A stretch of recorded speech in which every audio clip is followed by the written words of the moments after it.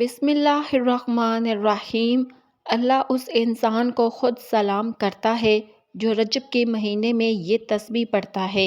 نبی پاک صلی اللہ علیہ وسلم نے فرمایا، یہ تسبیح رجب کے مہینے میں زیادہ سے زیادہ پڑھا کرو۔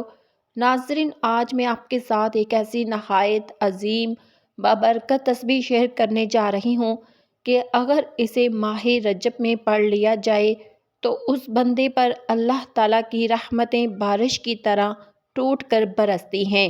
ذرا تصور کریں وہ انسان کتنا خوش نصیب ہوگا جس پر اللہ خود سلام بھیجے، جسے اللہ خود سلام کرتا ہو، کیونکہ جس بندے کو اللہ کی طرف سے سلام مل جائے اس کی عزت زمین و آسمان میں پھیل جاتی ہے۔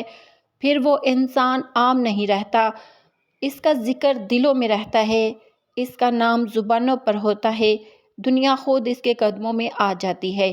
لوگ بغیر کسی غرض کے اس کی عزت کرتے ہیں، اس کی بات میں وزن پیدا ہو جاتا ہے، اس کی دعا میں اثر آ جاتا ہے اور اس کے لیے راستے خود بخود بننے لگتے ہیں۔ سوچے جسے اللہ سلام کرے اس کے آگے پوری دنیا کیوں نہ جھک جائے، جس سے رب عزت دے اسے کون ذلیل کر سکتا ہے۔ یہی وجہ ہے کہ یہ تسبیح صرف الفاظ نہیں بلکہ عزت، قبولیت، محبت اور نور کا خزانہ ہے۔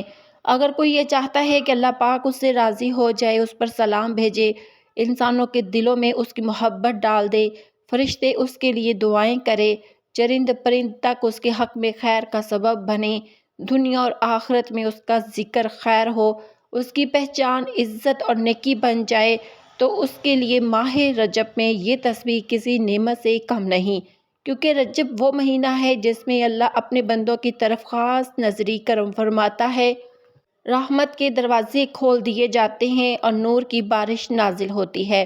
اسی تسبیح کے بارے میں نبی پاک محمد صلی اللہ علیہ وسلم سے منسوب یہ بات آتی ہے کہ رجب کے مہینے میں اس تسبیح کو زیادہ سے زیادہ پڑھا کرو، کیونکہ اللہ اس سے خوش ہوتا ہے اور اپنے بندوں پر اپنی رحمتوں، برکتوں اور نور کی بارش برسا دیتا ہے۔ یہ تسبیح دلوں کو زندہ کرنے والی، تقدیروں کو جگانے والی اور انسان کو رب کے قریب کرنے والی ہے۔ جو شخص اسے اخلاص کے ساتھ پڑھ لیتا ہے اس کی زندگی میں خاموشی سے ایسے انقلاب آتے ہیں جس کا اسے خود بھی اندازہ نہیں ہوتا۔ اس لیے ماہ رجب کی قدر کریں، اس کے لمحوں کو ضائع نہ کریں، کیونکہ یہ وہ وقت ہے جب اللہ اپنے بندوں کو نوازنے کے لیے بہانے ڈھونڈتا ہے۔ ناظرین، نبی کریم صلی اللہ علیہ وسلم نے فرمایا، میں نے معراج کی رات پانی کی ایک نہر دیکھی جس کا پانی شہد سے زیادہ میٹھا، برف سے زیادہ ٹھنڈا، کستوری سے زیادہ خوشبو والا تھا۔ میں نے جبرائیل علیہ السلام سے پوچھا کہ اے جبرائیل، یہ نہر کس کے لیے ہے؟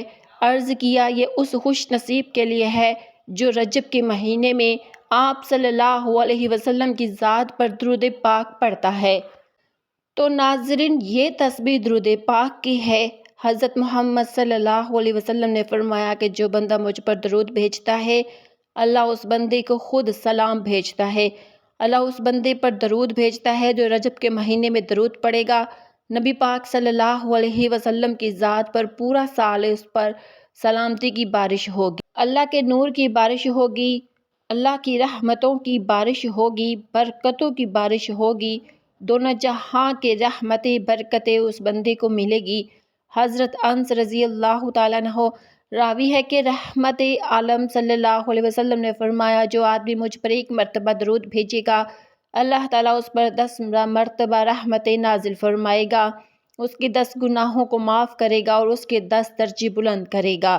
تو آپ نے رجب کے مہینے میں یہ درود پاک زیادہ سے زیادہ پڑھنا ہے، صلی اللہ علیہ وآلہ وسلم۔